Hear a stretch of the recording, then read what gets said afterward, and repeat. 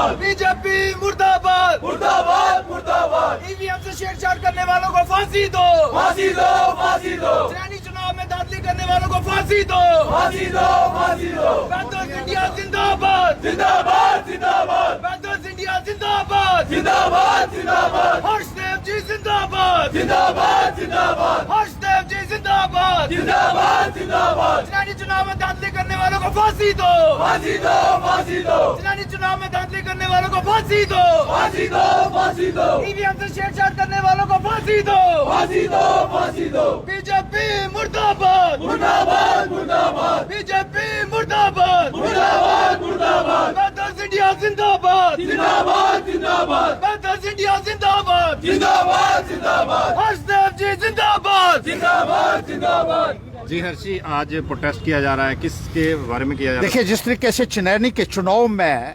बेशुमार धांधलियां की गई और अमित शाह के इशारे के ऊपर बीजेपी के कैंडिडेट को जिताया गया, बैलेट बॉक्सेस के साथ छेड़छाड़ की गई, ईवीएम्स के साथ छेड़छाड़ की गई, वीवीपैट्स के साथ, कंट्रोल यूनिट्स के साथ छेड़छाड़ की गई और पुलिस की गाड़ियों में शराब और पैसा बांटा गया। धांधलियों का सारा रिकॉर्ड हिंदुस्तान में जो पहले था वो तोड़ दिया गया और बीजेपी के उम्मीदवार को जबरदस्ती से कायम यहां विजय बनाया गया है। हम इलेक्शन कमीशन ऑफ इंडिया से अपील करते हैं और डिस्ट्रिक्ट इलेक्शन ऑफिसर के माध्यम से अपील करना चाहते हैं कि चुनैनी के चुनाव को फौरी तौर पर रद्द किया जाए और जिन लोगों ने धांधल की है उनके खिलाफ सख्त से सख्त कार्रवाई हो। मैंने फुटेज मांगी थी, सीसीटीवी कैमरास जो स्ट्रांग रूम में लगे हुए थे उनकी मैंने फुटेज मांगी। पहले फुटेज नहीं दी जा रही थी।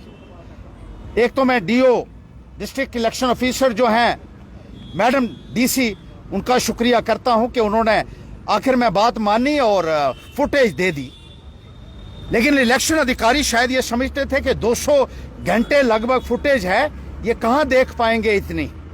लेकिन हमने उसमें से ढूंढ निकाला है किस तरीके से स्ट्रांग रूम का दरवाजा खोले गए, बार बार खोले गए और बैलेट बॉक्सेस के साथ क्या कहानी की जा रही थी, क्या किया जा रहा था, ये इन लोगों को बताना होगा, इलेक्शन अधिकारियों को बताना होगा। क्योंकि 3 बार स्ट्रांग रूम को खोला गया और एक डेढ़ घंटे तक वो अंदर घुसे रहे, 4 3 लोग जो मशीनों के साथ हेरा फेरी करते रहे, गड़बड़ी करते रहे। इससे पहले भी हमने ये कहा था कि बहुत बड़े पैमाने के ऊपर धांधल हुई है इलेक्शन में और जो कैंडिडेट है बीजेपी का उसको तो अपना नॉमिनेशन फॉर्म भरना भी नहीं आता है। 13 तारीख को उसका नॉमिनेशन फॉर्म एक्सेप्ट किया गया, 12 तारीख को लास्ट डेट थी। एसडीएम खुलेआम उसको सपोर्ट कर रहा था।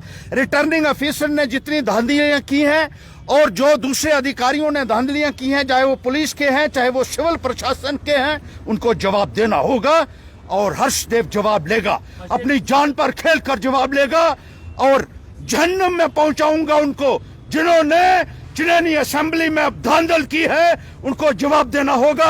हर्षदेव कब्र तक उनका पीछा करेगा, ये मेरी उनको चुनौती है और चेतावनी है। ये बात अपने पल्ले बांध ले। जिंदाबाद जिंदाबाद। हर्षदेव जिंदाबाद जिंदाबाद जिंदाबाद। हर्षदेव जी, जिस तरह से भाजपा शुरू से सरकारी मशीनरी का उपयोग करने में जो है वो सक्षम रही है, क्या आपको थोड़ी भी उम्मीद है कि इस पर कोई एक्शन होगा? देखिए, हम इस लड़ाई को लड़ेंगे, अपनी जान पर खेल कर लड़ेंगे। ये हमारे स्वाभिमान का सवाल है। इस तरीके से धांधल करके अगर ये लोग सोचते हैं कि हम खामोश बैठे रहेंगे तो ये बहुत बड़ी गलतफहमी है। ना मैं अमित शाह से डरता हूं और ना इन लोगों ने जो अपना बाप बनाया हुआ है, दिल्ली की कुर्सी पर बैठाया हुआ है, उससे डरता हूं। धांधल की है, जवाब देना पड़ेगा। मैं सच्चाई पर चलने वाला सिपाही हूं, ईमानदारी पर चलने वाला इंसान हूं और जो धांधल इन्होंने की है, साफ साफ जो फुटेज आई है सीसीटीवी की, उसमें स्ट्रांग रूम को खोलकर ये लोग अंदर घुसे हैं, इनको जवाब देना पड़ेगा। ये स्ट्रांग रूम के अंदर कैसे घुसे, इलेक्शन कमीशन ऑफ इंडिया को जवाब देना होगा और इन अधिकारियों को जवाब देना होगा जो खुलेआम धांधल कर रहे हैं। अपने बाप का कानून समझ के रखा है इन्होंने।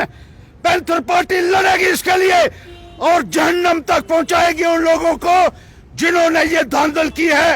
ये बात याद रखिएगा, यहां गोली चलाइए या जो मर्जी चलाइए, हर्षदेव किसी से डरने वाला नहीं, सच्चाई के रास्ते पर चलता है, ना गलत करता है ना गलत बर्दाश्त करता है। और ये बात कान खोलकर ये हुकूमत सुन ले, और इनके आका जो दिल्ली में बैठे हुए हैं, जिनके नाम पर ये उछलते हैं, मेरी उनको भी चेतावनी है कि अगर सच्चाई की जरा से भी आपको कदर है तो इस चनैनी के असेंबली चुनाव को फौरी तौर पर रद्द कीजिए, वरना युद्ध के लिए तैयार हो जाइए। ये जंग हर्षदेव लड़ेगा और पाए तकमील तक जाएगा। ये मेरी चुनौती, मेरी चेतावनी है इन तमाम अधिकारियों को जिन्होंने ये धांधल की है, और जो न केवल जिन्होंने गैर कानूनी तरीके से चनैनी के कैंडिडेट का फॉर्म एक्सेप्ट किया, बल्कि शराबें जो है वो पुलिस की गाड़ियों में बेचते रहे और किसी को नहीं पकड़ा गया, और लोगों को धमकाया गया जो शराब का बताते थे कि इस गाड़ी में शराब है, उसी को अंदर कर दिया जाता था। ये है जमहूरियत हमारी। मैं पूछना चाहता हूं chief election commission of India से, मैं पूछना चाहता हूं राष्ट्रपति महोदय से कि आप कस्टोडियन है कॉन्स्टिट्यूशन के, you are the custodian of the constitution of India, you are the protector of the rights, civil liberties of the people of this great country. We cannot allow all these fraudulent practices to go unpunished. We will go to the Supreme Court if need be and ensure that these people are taken to task and they are arrested and put in jails. All those who have committed these frauds, they cannot be let off in any case. We will fight till the last breath.